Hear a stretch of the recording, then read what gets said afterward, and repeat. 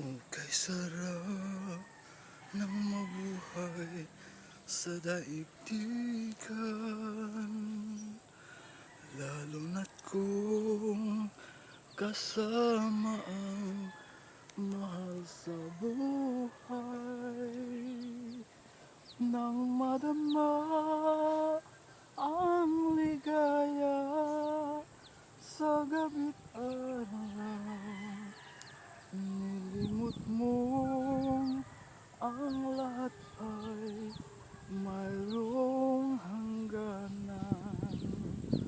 Ngunit ngayong naramdaman ang kalungkutan, ay noon mo naalala ang may kapal. Ang tao'y marupok kay daling lumimot sa Diyos ng lahat.